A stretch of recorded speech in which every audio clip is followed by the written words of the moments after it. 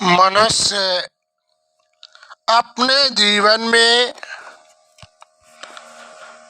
अपने संस्कारों को बदलने के लिए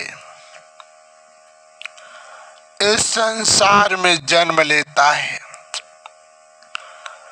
और संस्कारों के ही द्वारा दुखों का निवारण करता है।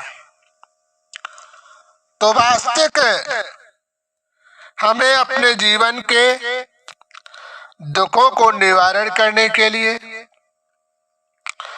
अपने मन के विचारों का परिवर्तन करना पड़ेगा। मन ही मनुष्य का एक ऐसा अस्त्र है, मन के द्वारा ही हम अपने जीवन को श्रेष्ठ बना सकते हैं। और जब ये मन हमारा स्वार्थी व्यवस्थाओं में बहने लगता है तो ये मन के द्वारा ही मैं अपराधों का ढेर लगा लेता हूँ।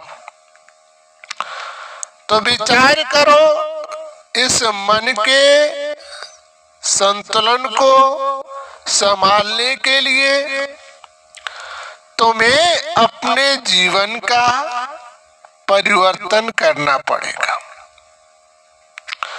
क्योंकि मन एक ऐसी व्यवस्था है जो सदा स्वार्थ भावनाओं के लिए भागती रहती है।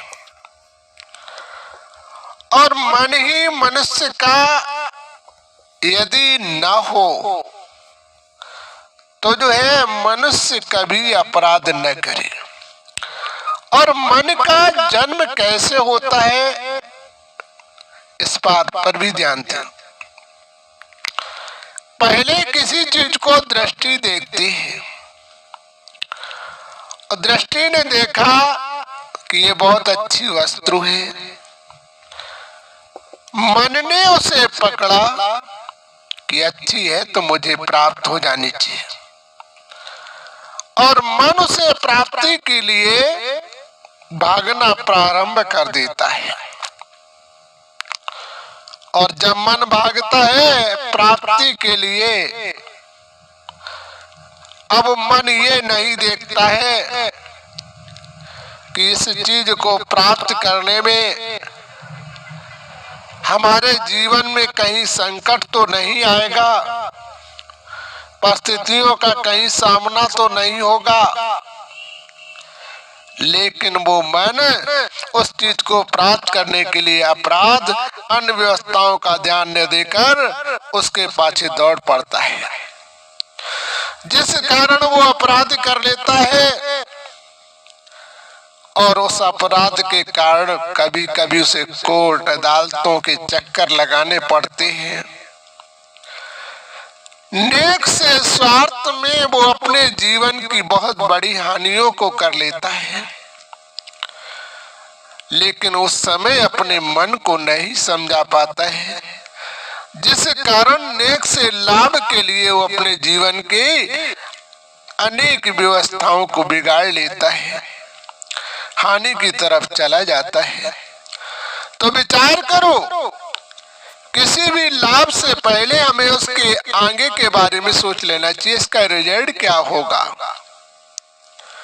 इससे हमें कैसे दिनों का सामना करना पड़ेगा। यदि हम इस समस्या में फंसते हैं तो हमारी कितनी हानि होगी और कितना लाभ होगा। जैसे आग में हाथ डालो तो भले कितनी भी जल्दी निकाल लो, तब भी हाथ जोर से जाएगा, अधिक समय हो गया तो जल जाएगा। इसी प्रकार से हम स्वार्थ की भावना में यदि अधिक बहे तो हो सकता है कि आपको चोट से झुलसना पड़े। तो हम चोट को देखते हुए हम किसी कार्य को करेंगे तो अपने जीवन में लाभ उठाएंगे, जिसमें चोट ना हो, दिक्कतें ना हो, और मार्ग सही तरीके से पार कर सको। ऐसी जगह पर अपने कर्म को करना चाहिए। ऐसा स्वार्थ मत करो जो तुम्हें उस स्वार्थ से कई गुना अधिक हानि हो जाएगा। कभी भी किसी लाभ के कारण हमें हानि का भी ध्यान रहना बहुत जरूरी है, और जो हानि का ध्यान रखते हैं उनके जीवन में कभी हानि नहीं होती। दूसरी बात और ध्यान दो, मन जब सोचता है तो बुद्धि उस चीज को रोकती है, यदि गलत होता तो, और अच्छा होता तो नहीं रोकती। तो अपने अंदर के जो संकल्प उठते हैं रोकने के, उस पर हमें ध्यान देना चाहिए। यदि हमने उस पर ध्यान देना प्रारंभ कर दिया तो अपने जीवन में कभी दुख नहीं ला सकते हो। तो हमें बुद्धि की बात मानना हमारे जीवन का परम कर्तव्य है। और जो बुद्धि का पर अपने जीवन को चलाते हैं उनके जीवन में खुशियां तो आती है, कभी दुखों का आना नहीं प्रारंभ होता है।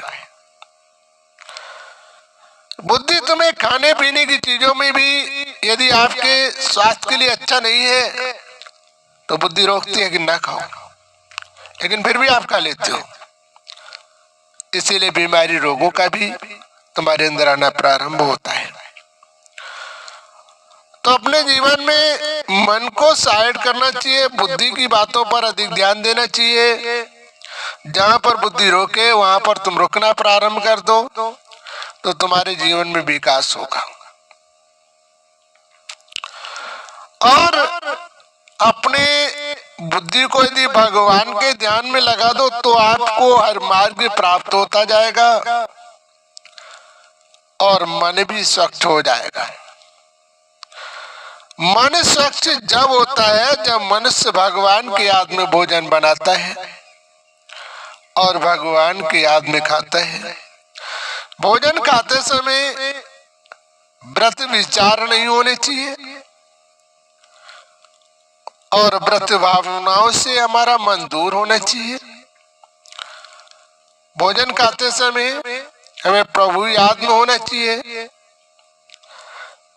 और शुभ विचार होने चाहिए। किसी के प्रति अशुभ विचार नहीं होने चाहिए। किसी व्यवस्था में उस समय लिप्त नहीं होना चाहिए।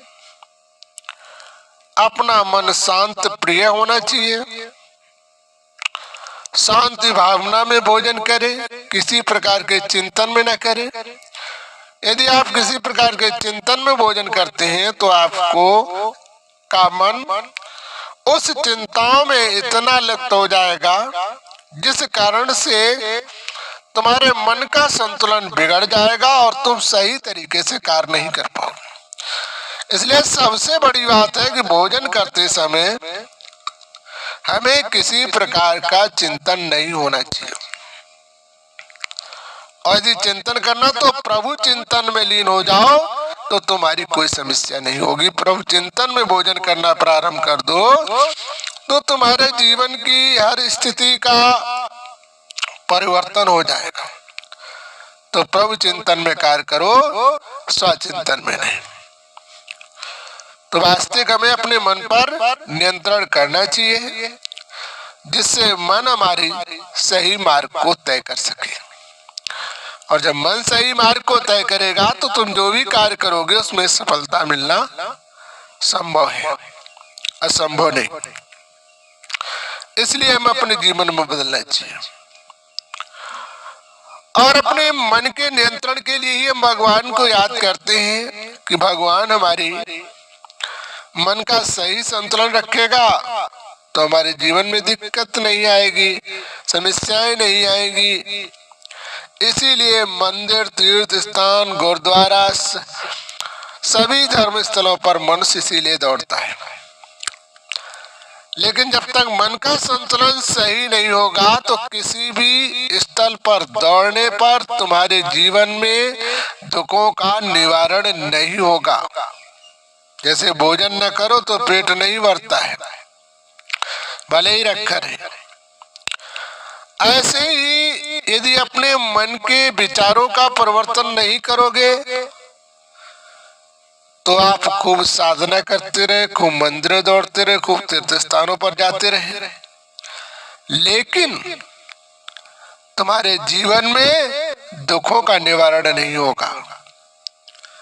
जब तुम अपने अंदर के पर्दे को बदलकर भगवान में लीन होके और सांसारिक कार्य भगवान को सौंपते हुए अपने जीवन में करना प्रारंभ कर दोगे तो दिनों दिन विकास होगा।